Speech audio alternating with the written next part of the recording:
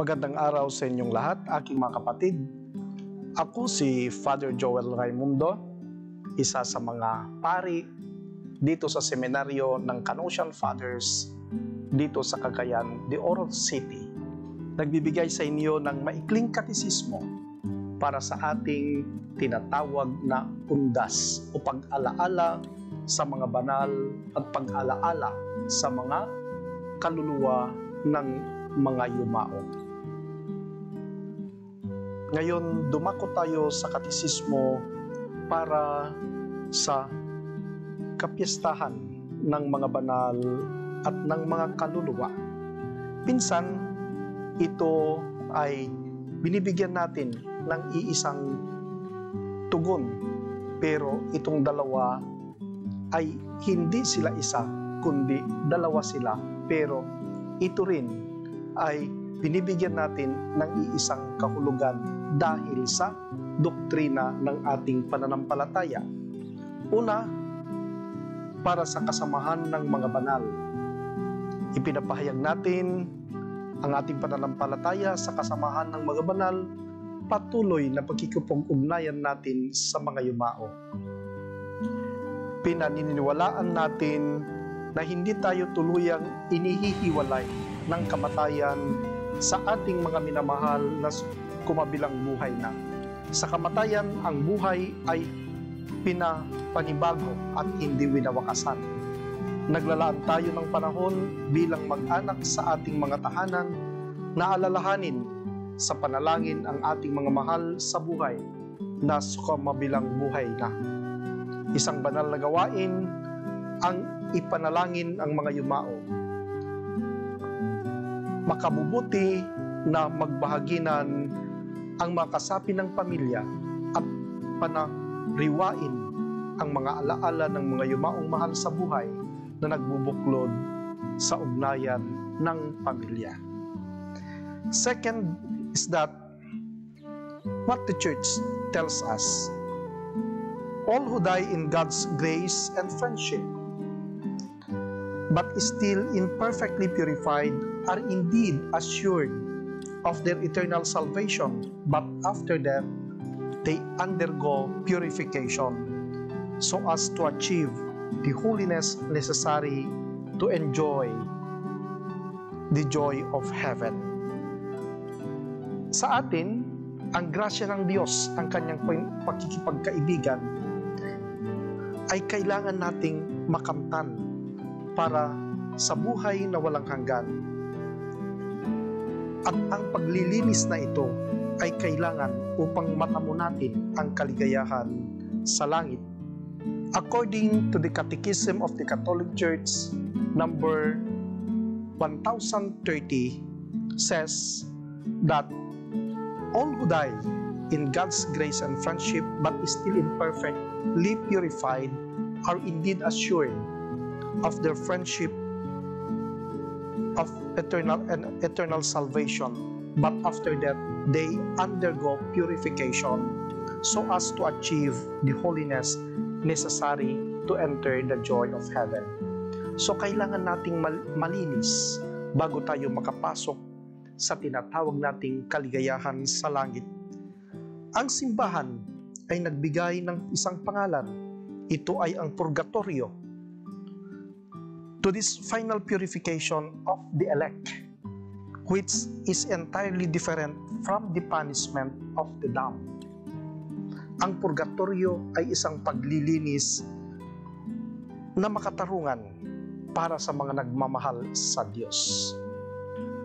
Sa katuruan ng simbahan at ayon na rin sa practice of prayer for the dead, already mentioned in the scripture, therefore, Judas Maccabeus made atonement for the dead, that they may be delivered from their sin. At ito rin ay makikita natin sa unang sulat ni Apostol San Pablo sa mga taga-Korinto sa 3 kabanata at talatang 15. Therefore, Judas Maccabeus made atonement for the dead, that they might be delivered from their sins. From the beginning of the church has honored the memory of the dead and offered prayer in suffrage for them. Above all, the Eucharistic sacrifice, so that thus purified they may attain the beatific vision of God. The church also commends almsgiving, indulgences, works of penance undertaken on behalf of the dead. In regarding to that, prayers of petition is a supplication to God that these, our brothers and sisters who gone before us, may inherit eternal life in the beatific vision of God. Therefore, the living should pray for the dead, and the dead in return pray for us, because that is the only thing that they can do to intercede for us, as what we have heard from Revelation, that those in front of God offers their prayer for us like incense. Culturally, we celebrate this day or days, the All Saints' Day and the All Souls' Day, in different ways. Some offers candles for their dead, others offer masses,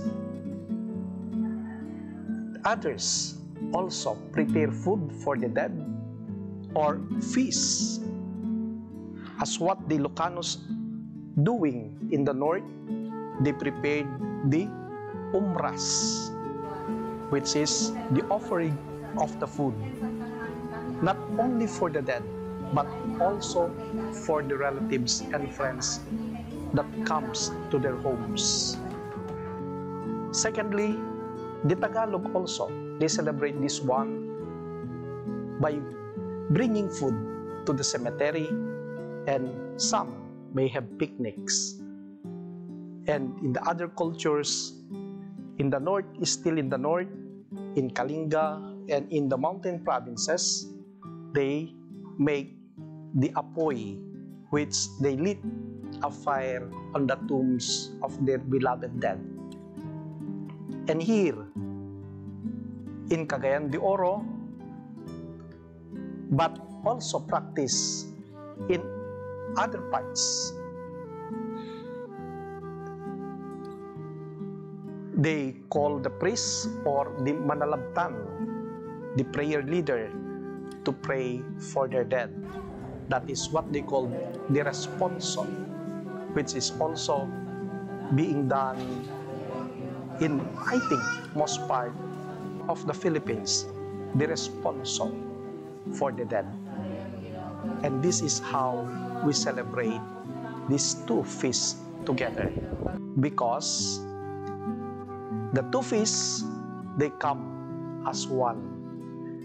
We consider our dead relatives, brothers and sisters, family members, also as saints. That is why even in the celebration of the All Saints' Day, we celebrate also our loved ones.